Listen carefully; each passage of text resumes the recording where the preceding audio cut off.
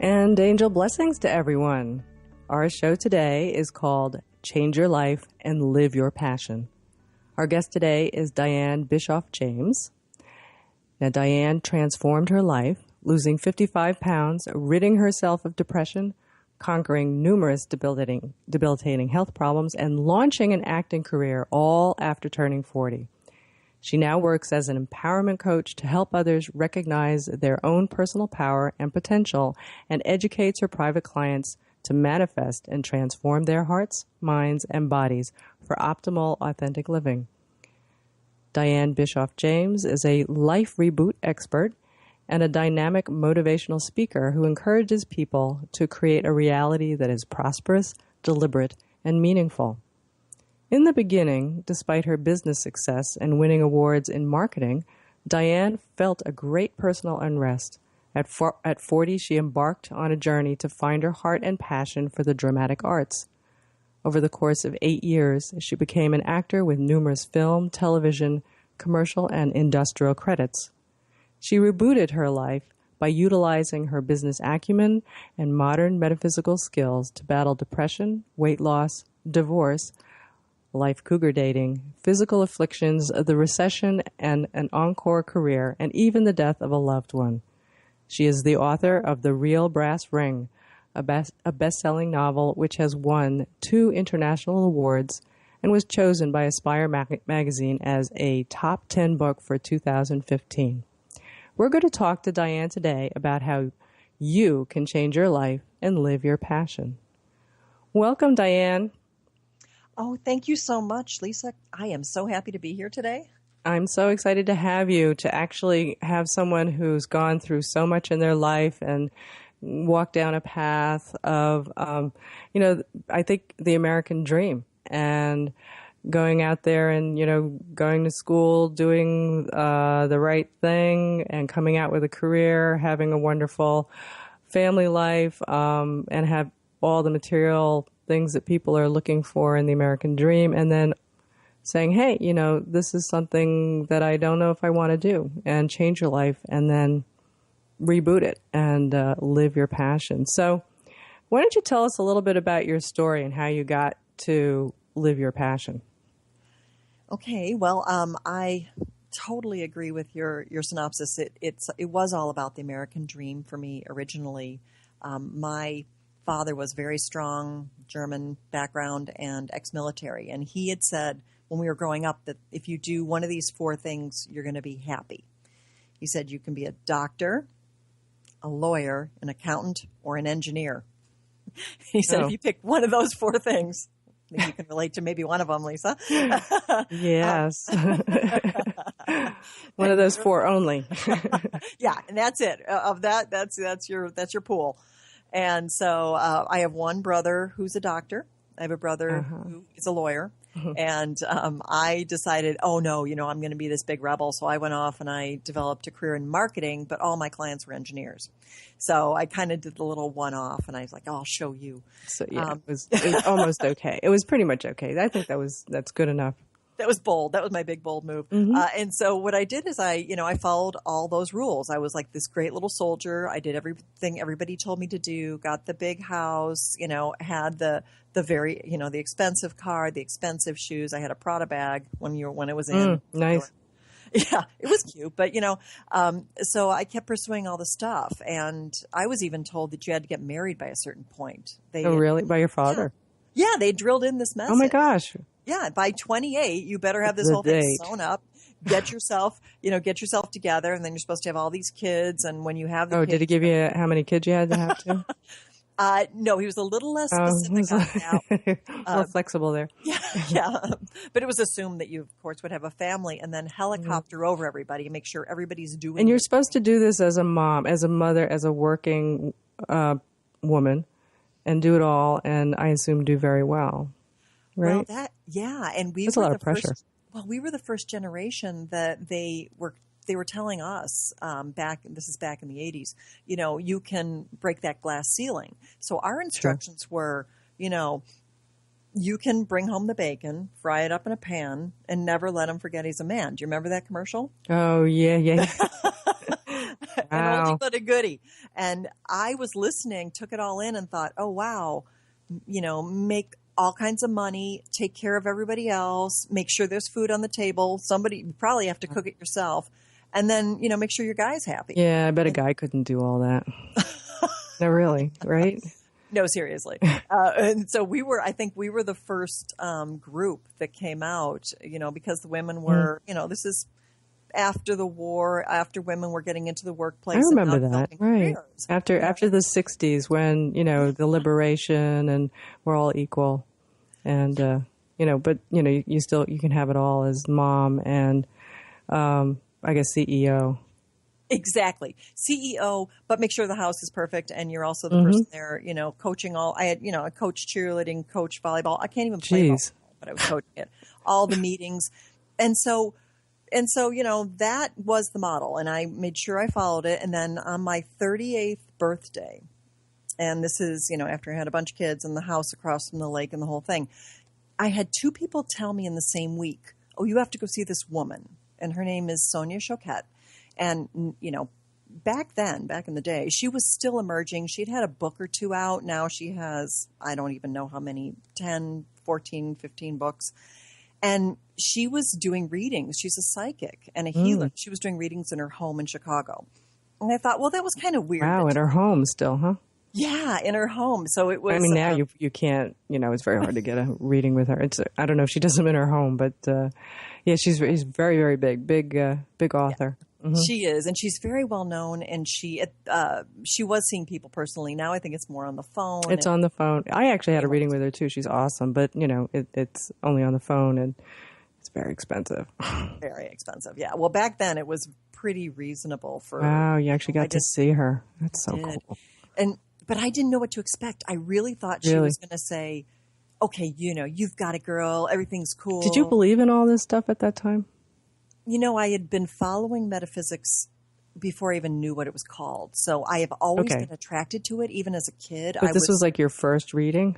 This was my first reading and my first real opportunity to speak to someone who could see the other side, the side that I couldn't see. And I was doing it just kind of as a birthday present to myself. I really had no expectations. Well, no, that's not true.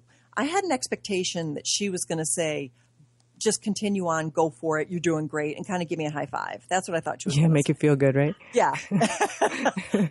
So my expectations were, oh, this is going to be a pump it up kind of thing. So I sat in her office and sat across from her at this little chair, in this desk, and she had this little, plush chair. And even after the first 5 minutes, she had me cut some cards, and I didn't even know what, it was the tarot, and I didn't even know what that was at the time. Cut some cards, put it down, and she kind of shakes her head a little bit, and then she started talking to me almost like a robot. And it was as if the human had left and someone else was coming through and saying all these words. And she was almost yelling at me. It was, it didn't even start out nice. Oh. And she's like, you're going down the wrong road. She said, you have to grab at this real brass ring. And if you don't grab it and hurry up, it's going to be too late. Oh my gosh. So how did you feel, especially if this was your very first reading? I was stunned and I didn't really understand. I was like, too late for what? Like what's going to happen? Is this spontaneous combustion? Am I going to get hit by a bus? I mean, what's going to happen to me if I don't do these things? And she goes, you're supposed to be an actor, an author, a teacher, a healer. Yes. And she's like, you have all these stories and these stories are going to help people. And she said, you're so off track that your bigger mission, she said, you have this overarching mission as well, which is to find your heart. And she said, you don't even have a heart right now. So, wow. Did any of this resonate with you, or were you kind of looking at her like, wow, you're this is crazy? Well, did any of it make sense to you at all? I started getting, the chills, the hairs on my arms were standing up. I also started feeling like I was going to get sick. Oh, wow. Because it was, at the time I didn't understand it, but she was speaking truth from spirit, truth from above. But I was my head was, my blockhead was kicking in going, who are you? Who do you think you are? How dare you say this kind of stuff to me? And What Sure. gives you the right to attack a person you don't even know? And so I started having all these multiple emotions, but at the same time, I was also sitting there, and she didn't say this at the time. I was 190 pounds. So for as much stuff as I had acquired, my physical body was grossly overweight. I could barely lift my arms. I was having pain in every single joint. So I had had physical manifestation of being completely off track, but I didn't really understand even back then that was a sign. That was a direct correlation. She also said, and this is the part, she goes, you probably haven't told anybody else this, but I'm going to tell you, you're clinically and chronically depressed. And she said, you're depressed because you're living someone else's life. And she goes, and of course, it's your father and partly your mother, but mostly your father's life. And she said, and this life is not yours right now. So she said, stop being a good girl. She gave me a list of books to read. And she said, march yourself off to this place called Hoffman Institute. And she said, you need to go. You needed to go there years ago. So she goes, the sooner you can go, the better. And she said, and they need to get rid of all this, deprogram you. She said, you're like this. You have viruses everywhere. Wow. And you need to be clarified and cleaned. That's amazing. I think it's a phenomenal, wow, just right in your face. And I want to know what happened after that, what happened next. But we're going to take a break right now and come back. And welcome back. I'm Lisa Kay, and you're listening to Between Heaven and Earth Radio. And I'm sitting here with Dianne Bischoff James, and we are talking about how to change your life and live your passion. And Dianne was giving us a story about how she went from before to after. And you were telling us this amazing story about how you were 190 pounds and you were going down the wrong path, and basically having this reading with Sonia Choquette, who told you you had to turn everything upside down and do something different, it sounds like. So Dianne, how did you go from, being overweight and being in the wrong job? I mean, how did you change? Was it an overnight thing? Did you just quit? You just say, okay, quit my job, doing a different thing in life? What'd you do? Well, Lisa, it would have been easy if she would have just said change jobs or change a career. But she said fix everything. She said wrong relationship, that this was not heartfelt. Oh, my. Yeah. And she said, you're depressed. The overweight part was self-evident. And then, she said, you need to be an actor, an author, a teacher, and a healer. Which is different from being like the corporate marketing person. Yeah. So what do you do? I mean, I get a lot of this many times. I have people who come to me for counseling, or, for coaching, I would say. And they're in a similar situation. They've gone down a path that they don't want to be in anymore. They have health issues. They are in a job that they hate and they know they have to switch.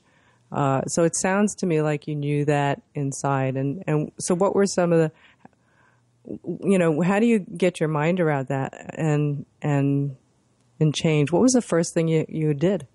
Well, the first thing I did was cry. Oh, because it was too much. It was. I would think that was a lot. It wasn't everything fixed. So at I'm surprised you didn't go, oh, this is crazy. That it's just tears you all down, right? It tears your whole, feeling about yourself down. You got to pull yourself back up. That must have been really hard.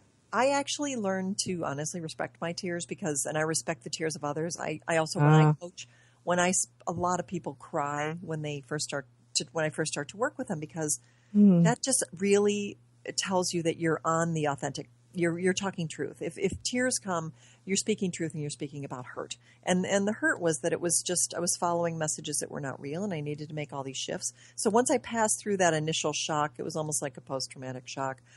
The first thing I did, I actually started educating myself. She gave me a list of 10 books. I didn't tell her I'd already read thousands of metaphysical books, but I decided to read more. I started digging in and trying to figure out what nugget I could grab to help move forward. And then I went off to Hoffman Institute, and that's the place, because the way I look at it is, we all have these scabs. Things happen growing up that didn't meet your needs.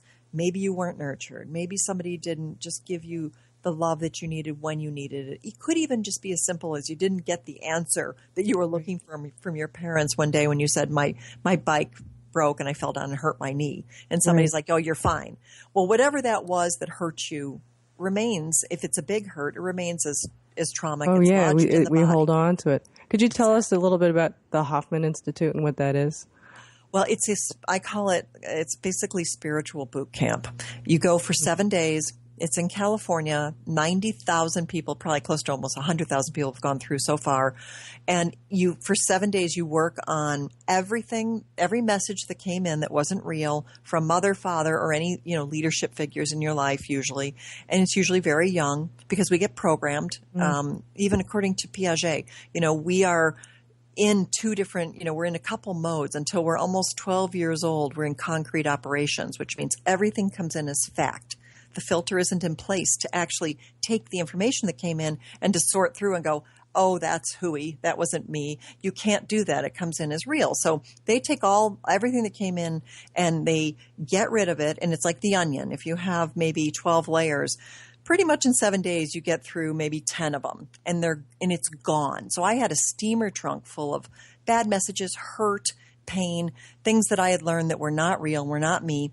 And I finished that program, and you stand up at the end. You don't really tell your full name. It's a little bit like that secret program where you don't say what you do. You don't talk about your roles. You don't, unless you really want to. Then you can really say it, right? You can. Yeah. Really, so at the end, you stand up, and I made this. I don't know what possessed me, but I stood up at the end, and I said, "Hi, I'm Dianne, and I'm an actor, an author, and a teacher." And everybody starts clapping wildly in this little group that you've been tightly bound with for 7 days, and I walked off this stage and I said to myself, you are the biggest liar that ever walked on the planet. I wasn't doing any of that stuff, but it was really funny because another thought came in right behind it. And it was like, no, you know what? You're not a liar if you make it real. So that's your inner self talking there, right? Yeah. That's your higher self saying, hey, listen, I like that. You can do really it. Cool.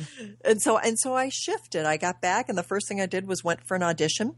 And I thought, you know what? I've loved acting since I was born. I was a high school musical superstar, but I hadn't done it. And I was now a 40-year-old woman and a 190-pound 40-year-old woman. So I, again, can't listen to the messages. You have to take all those negative tapes and basically like blow up every little thought bubble that comes in that isn't real. Because it was like, oh, you're too fat. Oh, you don't have any experience. Oh, you're not talented. And all that stuff started pouring in. And I'm like, no. I am not going to listen. I'm not going to be a liar anymore. I auditioned for my first show, and it was for Oliver, and it was the scariest thing I ever did in my whole life because I wasn't prepared. I didn't even know what was going on, and I stood up and had to sing a song. And for the worst, it sounded like literally like I was probably screaming or screeching under my breath, but I just sang the song, and these guys are staring at me like, oh my God, what is this woman doing here? And I thought, okay, that's it. That was the worst audition ever, but I'm not going to give up. And I started to walk toward the door and they're like, no, come back. Will you read for the part of Nancy? I'm like, wait a minute. Nancy and Oliver is one of the leads. So I kind of like looked at him like, okay. And I threw on a Cockney accent. I read for some lines. They perked up. I started smiling. And they then said, thank you so much. They escorted me to the door. And after waiting for 7 long days, I got a call. And the director said, we'd like to offer you a part. And I'm like, oh, my God, here it is, right? Mm-hmm. I get to get the part, Nancy. And she goes, we'd like to offer you townsperson 1. I'm like, yes. And I was the happiest girl alive. I was in a play. I was now an actor, and I was no longer a liar. So you see, it's true. It came true. So that little voice was right. Do you think that, boy, that was a lot to go through in the Hoffman Institute. Do you think everyone needs to go through that grueling 7-day purge? Ooh, yes, but I would say most people know whether they have like a carry-on or a steamer trunk. I had like baggage, real big baggage. We moved every 2 years. So I had, So you need the serious treatment there, right? I needed serious help. Yeah. And some people I think that are a little lighter, there are some great techniques out there, and people that are available now that have, and I still am researching for the best techniques for people. It'll be part of my whole second book. But there are techniques where you can do a lot of self-correction, self-evaluation, where you get really clear and you can kind of get rid of some of those messages with a little bit more of a pop rather than a punch. Right. I most people. Yeah. And I think it's good that you went through it because you had a lot of things that you had to grapple with. And, I think even if any of us did one, that would be a really good thing. Let's roll it forward quickly and get to so you're going through all this, and you obviously were able to reboot your life, and you lost 55 pounds. You are an actress now. You're doing the things that Sonia had said you really need to do. So how this changed? Do you feel that what has it done for you? Where are you today? Oh, well, thank you. That's such a great question. The difference between then and today is that I think I have a completely different vibrational level. I love everything I'm doing. I like the word vibrational level. It just, everything. You love everything. Everything. Well, okay. It's okay. It could be everything. You know what? Let me put it Look, to you even if it's 90% or 80%. I love the big stuff. I think that there's work involved in everything, and it's not fun to do the laundry.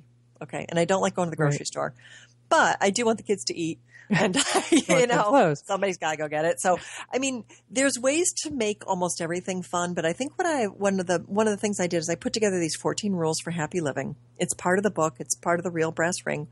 And these rules have changed my life. And it started with that first courageous step of just going for an audition.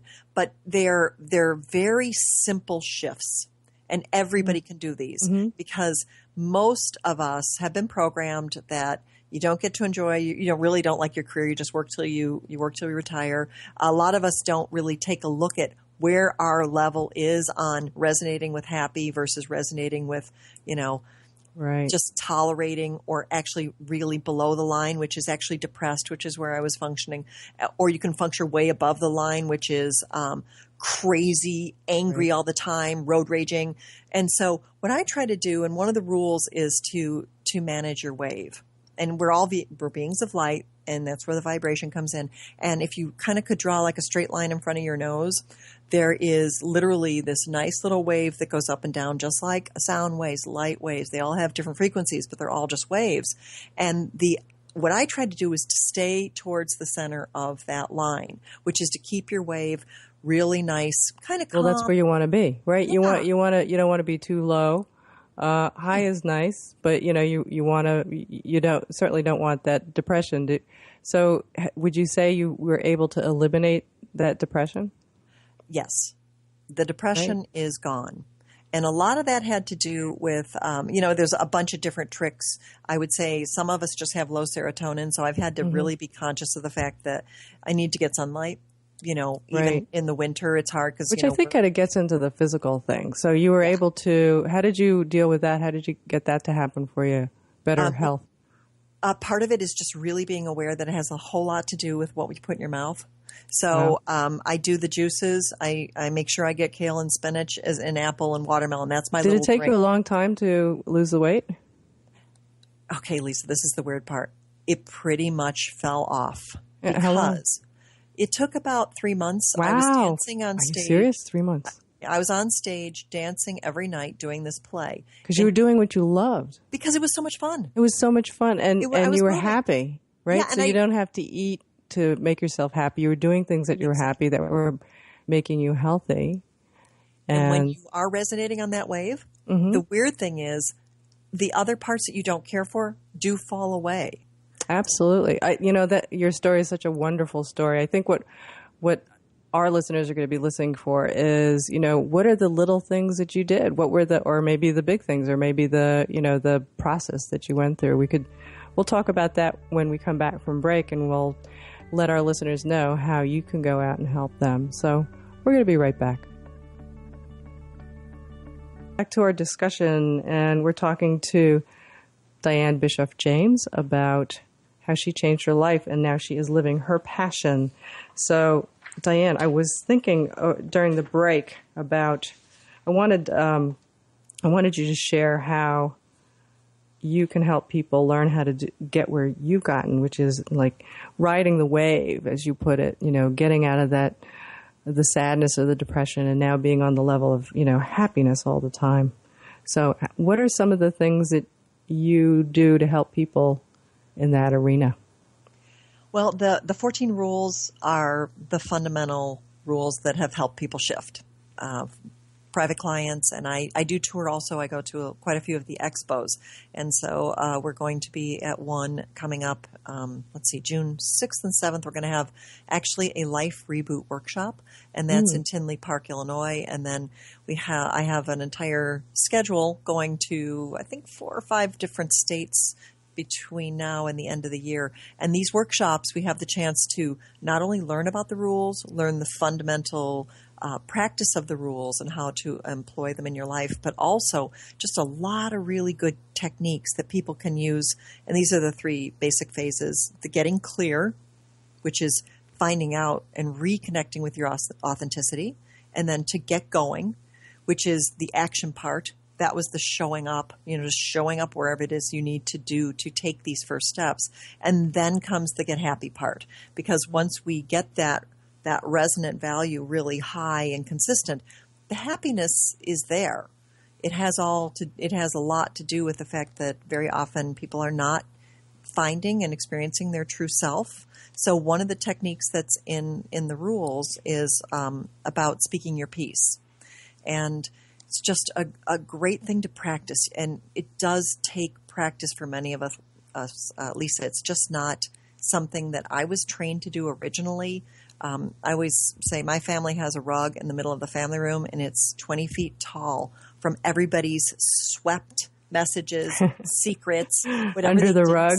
Yeah, it's under the rug, but the rug is so tall that if anyone ever took the rug off, I think the house would explode. How do you do that, though? How do you say, you hear about that, speak your truth, say your piece.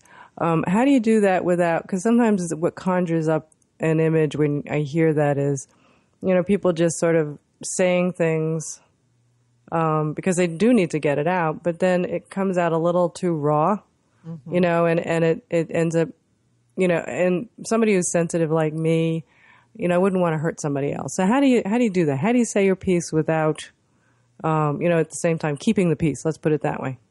Well, the trick there and this takes practice, is to learn how to articulate things so that you're speaking from your perspective. It really, nothing really has anything to do with anybody else anyway. Our development is only for self. So one of the key words and a really good trick is to say, that doesn't work for me. Because no one else can tell you what's going to work for you. Nobody else can tell you how you feel. Not even a doctor can tell you how you feel.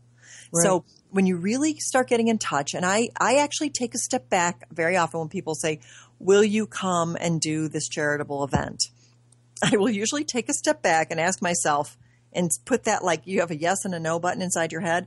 And I'll say, okay, do I really want to go? And if the answer is no, I will say that doesn't work for me. And I'm really sorry. I have another, and I be truthful in it. Either if I have another commitment, I say that. If I don't, I'll just say, we're going to spend family time or whatever it is. So it's the little white cover-ups and the little. I like that. Do you have a book of those? Yeah, we need a list. Because, that list, like, I have to be doing this. Because it is your truth. It is the truth, but you don't want to get pulled into, and I think people appreciate that too, because they don't want you to do something you don't want to do. They don't, yet we've been programmed to say yes, so they do. So that's the ultimate. That to me was the irony. If I said, the funny thing is, if you say that doesn't work for me, I have never had pushback on that one, because really people can't argue with it. If it doesn't work for you, if they say, oh, come on anyway, then they're actually going against your highest and greatest good, if you think about it. Right. So there's another one I heard. I was just thinking of. What's that? I'm not comfortable with that. And that's a good one. You have to be a little careful when I try to say things that don't allow any judgment to it. Well, that's true. That's a good one. Yeah. So, right. I really that's a good point. From the heart. And one I even tried recently. okay, here's a funny story. I just put one out, like someone wanted me to go to this thing, and it was like a mastermind group, and it really was not right for me right now because I'm writing a second book and I have all these commitments. And I wrote back, I'm so sorry, it doesn't work for me at this time. Please keep me in mind for the future. I think what you're doing is amazing. But for me personally, I need to focus over here. And so the person wrote back, I'm so bummed. I hope you're getting help somewhere if you're not getting help here, in this whole long thing. And for 1 second I keyed in, like, oh my gosh, they're disappointed in me. You know, I had that little, like, I'm used to pleasing. I'm used to being a pleaser. Sure. And I thought, switched it around again in my head. And I thought, you know what? I just said that doesn't work for me. And the truth is that I'm getting guidance from above that I really need to focus in another area. Yes. So how could someone judge, number one, my own higher self direction? Number two, the fact that I already articulated very clean and clearly that this is not the right fit right now. It doesn't mean I don't want to in the future. And also, it was like the fact that they're trying to pressure me is an indication that that's probably a really bad fit. Oh, yeah. Because they don't understand your side. They're not willing to work with you, right? And it's also from their perspective. It's not really taking into the highest and greatest good of both people. So for their perspective, yeah, it probably had a fee to it, so they would make some money. But from my perspective, it just wasn't really a good fit. So, and anyway, so I really detached when I looked at it from either way, and I thought, wow, multiple signs that this really isn't a good fit. So I'm really glad I passed. And then, another gracious message on best of luck. So happy you're doing this, and so you can be there for the other person and supportive, but you don't have to engage. And that you have to practice it though, especially. I think that's what that is important, is to practice. It's to have the words, maybe, write them down before you have to say them. So at least you could have something, because on the spot, what I find is when you're on the spot and you want to please and you want everything to go, hand in hand and be cooperative, it's hard to come up with the words. It's hard and then it's hard to stick. So you say you're the canned one that, that works, which I think is great, what you have that doesn't work for me. But then you get thrown at something else. And then now I ran out of things to say. So, then you get kind of manipulated into it. So I think, that's a wonderful practice to practice. Come up with more things to say. And then, because I find that happens to me as well. So, are there, one of the things that I wanted to do, what I always want to do afterward is go back and relive it and go, oh, I should have said this, I should have said that. Do you think that's a good thing? Well, I think one thing is to always speak from the emotional center. And that's the part, again, where, it's really hard to, no one can find the fault, the judgment. So for example, my son came in and literally kicked his shoes. I'd cleaned up the entire day, then went to 7 meetings, came back, and the house was trashed when I walked in. And I just said, trashed. Okay. Trashed. Let's hold it right there, because I think we're going to a break. Let's hold that thought. We'll come back. Okay. And we're back. I'm Lisa Kay, and this is Between Heaven and Earth. So we're talking to Dianne Bischoff James, and you were telling us a story about how we're going to, a scenario that would help us with what to say when we don't want to be, I guess, pushed in the wrong direction. So you were telling us, I guess you were walking into, was it your son's room that was trashed? No, it was the whole house, actually. It was the whole house, not just the room. Yes. Oh, nice. Yes. And so... Oh.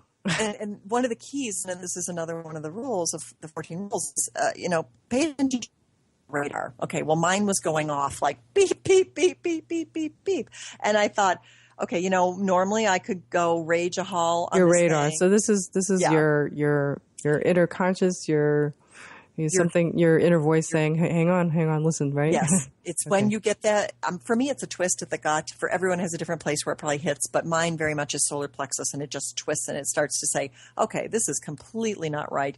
But instead of going into raging or suppressing it, the best way this is the best way you can keep your family life at total peace is to have that minute of expression where I said, I tried to use his words, dissed, I feel upset. I feel actually slightly hurt. And I do feel kind of angry that, you kicked shoes through books, and I said, and then you come to immediate, what can we do to have a verbal agreement? So it's immediate conclusion and closure on what's going to happen in the future if this happens and what you can do we can agree that will be the resolution of this, because we can't continue because, you know, we talked about it. And so he makes the verbal agreement. This is the consequence if it doesn't happen.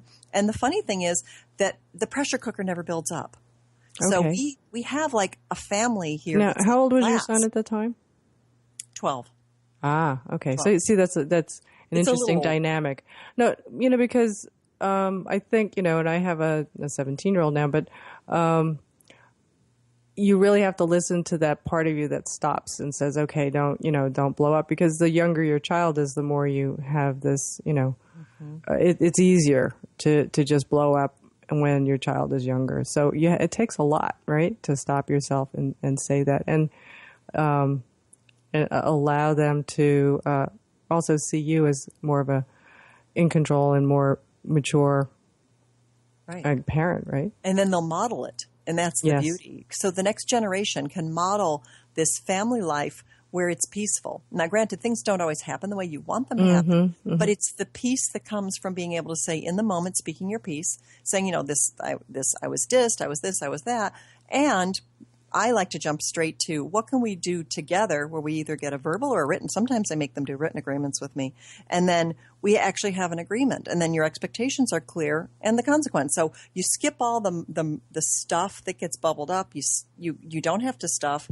And that full expression of full fear or anger, what it could be that you're starting to feeling, you honor it. You honor it and you let it actually come out. Because if you're a stuffer, usually it will come out at inappropriate times, or you take food in to shove that down, or pills, or antidepressants, so I would say a lot of what the happy living comes from getting clear. And getting clear is about being clear of who you are, what you like, what you don't like, and what you want to do and what you don't want to participate in. And so that's just that whole first step of actually taking little moments to practice this in a healthy way. I like that. I think that's wonderful. It took me, Lisa, like about 2 years to have this mastered. And even in a CEO situation, someone was not getting back to me, and I was always in like a crisis trying to reach out, and they had agreed. And I said to a CEO of a major corporation, I just want to tell you, when you don't get back to me, it makes it very difficult for me to finish the project. I'm not personally upset, but it's actually making it's sabotaging the expediency of what we're trying to get to in a result. So what can we do to work together on that? And I said this to the head of a big company. Well, and that's great. He great. was floored because I called him out on the fact that he doesn't get back to me in a reasonable period of time. That was wonderful. Very smooth. And we talked about it. We had a resolution. I said, who's your backup? If I can't reach you, I will take private numbers. I'll do whatever it takes, but I'm calling you because I need you, not because I want you. Right. Well, all after that practice, it really comes out so nice and smooth. I think that, that's a good example of what people can do. And it's got me inspired to, really be conscious of that and work on it as well. You spoke earlier about riding the wave. Can you explain what that is and how we could use it to maintain our happiness or bring more happiness in our life? Well, the wave is all about what you just mentioned. It's about consciousness. And we have this opportunity to respond any way. There's a plethora of ways in which you can respond to any situation. But to be aware of what your goal is to ride this wave and to have, even the Dalai Lama says, his experience of a happy life is to have this peaceful, comfortable, relaxed experience all day, every day. It's about being fully expressed, but it's about never having those super, super, super highs and super, super, super So how do you do that? What you do is you remain aware of your ability to respond and always look for the thought that feels better. So okay, hang on a minute. Remain aware of your ability to respond. Yes. Can you explain that? Everything is a choice. Okay. Everything is a choice. And everything has an opportunity to pick a better thought. So then it sounds to me like you would need to slow down. Yes, that's part of it. Mm-hmm. Okay, so that's... I sometimes even give myself a timeout. I've had to leave the house for my own timeouts because I don't want to have a negative. I don't want to be angry. So I'll take a minute and I'll think. Do you ever get angry and say, and none of us wants to really be super angry, but do you ever, when you take that break, do you let it out, in another way? I let myself feel it, but I usually go for that thought that feels better. There's usually a lesson in it. If something is, there's two key things. Either we love something or we're learning from it. So I try to go for the lesson and look for the higher education, whatever just happened, whether it be something. Well, sometimes there are things that make us so angry we just have to be angry, and because you're so red, right? Red's my color for anger, but you're just so in the moment of anger that you can't really think of the good thing, right?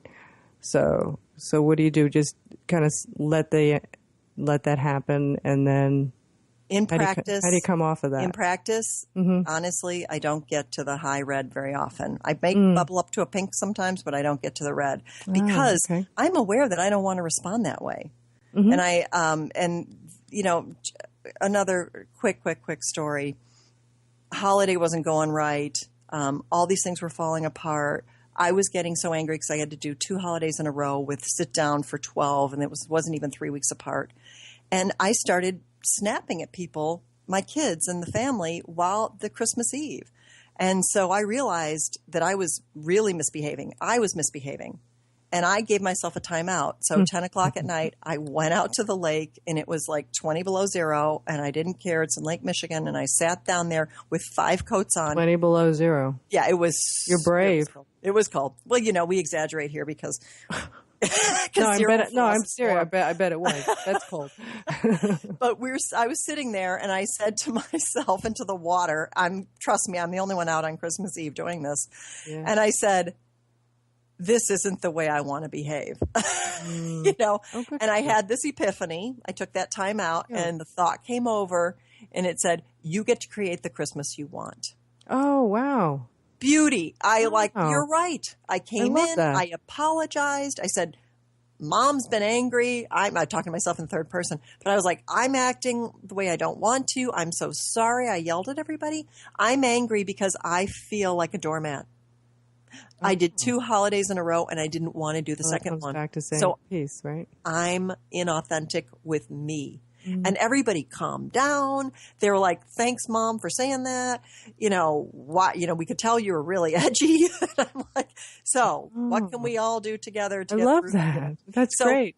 Literally, I had to go sit myself in freezing cold. I almost, I was sitting right by the water's edge going, what is my problem? And so I took the opportunity to really evaluate it and to look for what that lesson is and to kind of go above it and say, wow. So I think that's the key, though, to look for the lesson, because it's reminding me of times when I've gotten that upset and angry, and then how do you get out of that, right? And then how do you come back and bring the unity back to the people that you were angry with? And and what I loved about what your story said is that you found the words, though.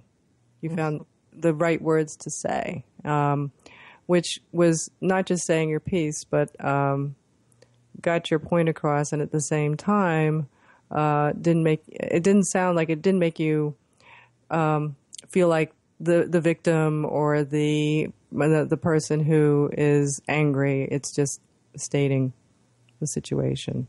I think that's wonderful. And one of the key things is usually those nuggets, that nugget of whatever fires you off, is very often of a similar bag. There's a bag we each have of nuggets, and each, like I get fired off at feeling like a doormat.